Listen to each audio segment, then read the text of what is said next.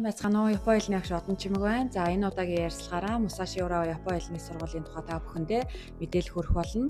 За энэ удаа манай төв дээр Musashi Urawa Япон хэлний сургуулийн эсэлт хариуцсан ажилтан Бадам Гарав болон эсэлт хариуцсан ажилтан Сомия сан ирсэн байна. За ингээд та бүхэнд энэ өдрийн мэндийг хүргэе. Та бүхэн өөрсдөө танилцуулна уу? はい、今回のインタビューでは武蔵浦和学院のモンゴルの職員バダムさんと日本人の先生ソミヤさんお越しいただきました。では皆様改めて自己紹介をお願いいたします。はい、武蔵浦和日本語学院のソミヤと言います。武蔵浦和日本語学院は埼玉県さいたま市にある学校です。私は募集担当をしています。いろんな国、モンゴルに行ったりとかベトナムに行ったりとかして募集活動をしています。本日はよろしくお願いします。Сайн байцгаана уу? Намайг Musashi Urawa Япон хэлний сургуулийн ажилтан багш Сомия гэдгээ. Би болохоор гадаад оюутнуудынхаа олонтын талыг хариуцаж ажилладаг багш байгаа. Тэгээд Монгол орн болон Вьетнам орнуудад гадаад оюутнуудынхаа эсэлтийн ажлаар ирж очих ажилладаг. Өнөөдөр та бүхэнтэйгээ ярилцах болсондоо баяртай байна. Баярлалаа. За Musashi Urawa Япон хэлний сургуулийн талаар товчхон мэдээлэл өгнө.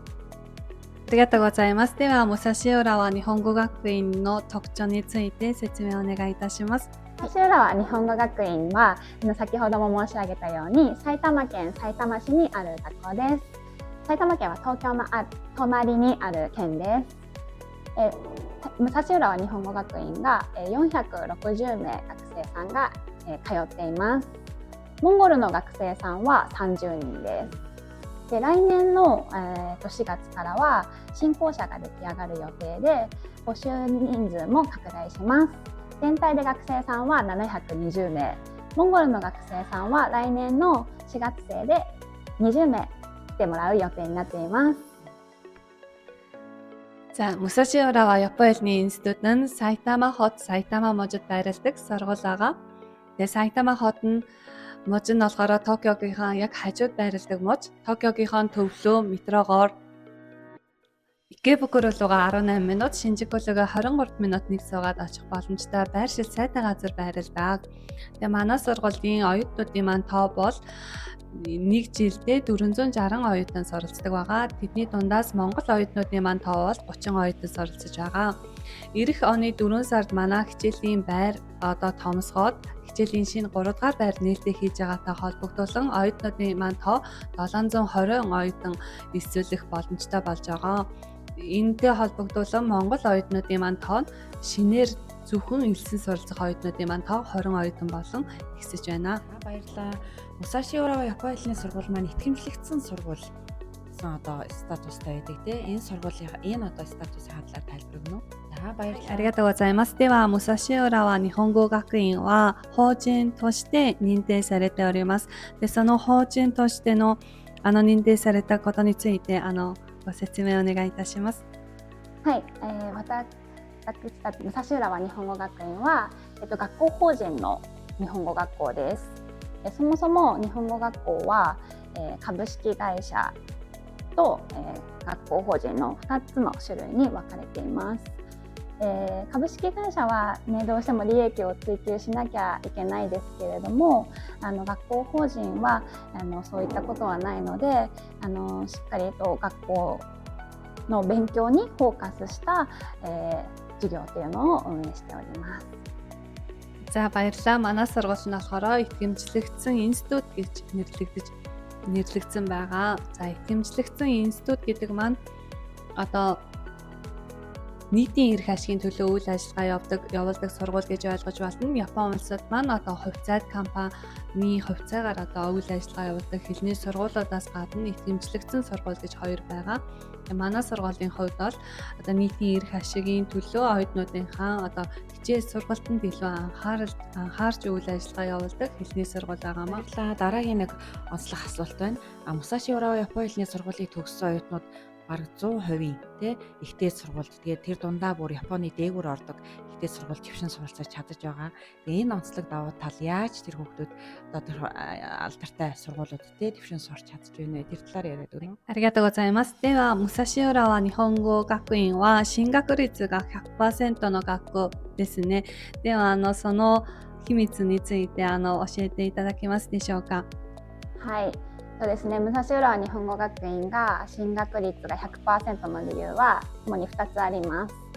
1つ目はまず1人の学生さんに対して5人の先生をつけているっていう点なんですね。で、担任の先生1人と副担任の先生2人、それからモンゴル語の、ネイティブの先生1人と、あとは進学のプロフェッショナル知識を持った先生がつきます。大学入試っていうのは一つの学校だけ受けるのではなくて、朝鮮校、併願校、安全校をどうしていくかだったりとか、 EJU、JLPT をねどういうスケジュールで受けていくかっていうのがとっても大切です。そういった部分に関して5人の先生が協力して1人の学生さんに、サポートしております。それから2つ目の理由が私たちの学校が指定校の推薦枠っていうのがあるんですね。指定校の推薦枠っていうのは大学とか専門学校、大学院さんから枠をもらってるんですね。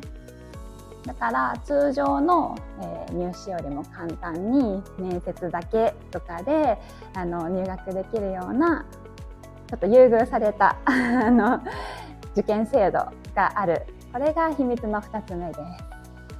За, манай сургуулийн дэвшин суралцах 100% байдаг нь одоо тэр нууцын талаар одоо дэлгэрэнгүй тайлбарлая гэж бодож байна. Энэ нь бол 2 шалтгаантай байгаа. За, эхний 1-р шалтгаан нь гэвэл манай сургуулиас нэг оюутныг 5 багш харилцаж ажилладаг байгаа.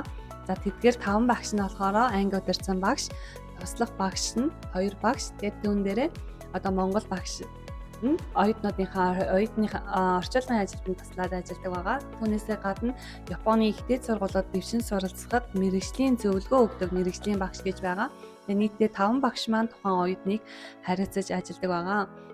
Япон улсад ихтэй сургууль дэвшин суралцахад EJU-гийн шалгалтаасаа гадна JLPT-гийн шалгалтаа өгөх ёсноо шаардлагатай болдог. Тийм учраас тэдгээр шалгалтуудаа хэрхэн бэлдэх талаар багш нартайгаа зөвлөн бэлддэг байгаа. Мөн Япон улсын ихтэй сургуулиуд зөвхөн нэг сургуулиасаа гадна нэлээд хэдэн ихтэй сургуулиудад материалаа өгөөд одоо эсэлтийнхаа шалгалтыг өгөх шаардлагатай болдог учраас тэдгээр сургуулиудад хэрхэн яаж бэлдэх талаар эдгээр 5 багш нартайгаа зөвлөлдөөд эсэлтийнхаа бэлтгэлийг хийдгээ. За, үүнээсээ гадна 2 дахь том шалтгаан нь манай сургууль нь гэрээд сургуулиудтай хамтран ажилладаг байгаа. Энэ нь болохоор гэрээд сургуулиудаас манай Musashi Urawa Япон хэлний сургуулийн оюутнууд жилдээ тэдэн тооны оюутан суралцуулах эрхтэй гэсэн тоог авсан байдаг.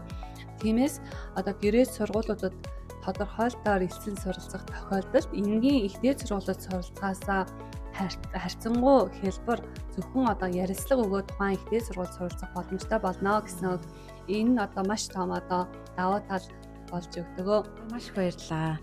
За, сүүлийн асуулт. Ер нь бол Япон хэлний сургуулиудын талаар мэдээлэл өгж явахад нэлээд түгээмэл асуудаг асуултын нэг нь тухайн сургуулиудад тэтгэлэг байгаа юу, урамшуул байгаа юу, хөнгөлт байгаа юу гэж нэлээд асуудаг. Тэгэхээр Musashi Urawa Япон хэлний сургууль тэтгэлэг байдгүй. ありがとうございます。では最後の質問になりますが、多くの学生から奨学金があるかという質問をよく受け入れております。なので武蔵浦和日本語学院では奨学金はありますか？その奨学金についてご説明お願いいたします。はい、武蔵浦和日本語学院では外部の奨学金を受け取ることが可能です。具体的には共立だったりとか高山奨学金、それからJASOの奨学金があります。それらの奨学金は出席率とか、あとは学校のね成績っていうものが非常に重要になってきます。なので武蔵浦日本語学院に毎日しっかり通うことと勉強をしっかり行うことっていうところがポイントになってくるので、皆さんもねぜひそこの部分を頑張ってもらいたいなと思います。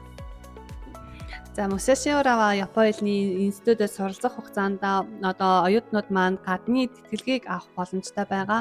За гадны сангийн тэтгэлэг гэдэг маань одоо хувийн сан, улсын тэтгэлэг, JISA-гийн тэтгэлгийг одоо оюутнууд маань авах боломжтой байдаг.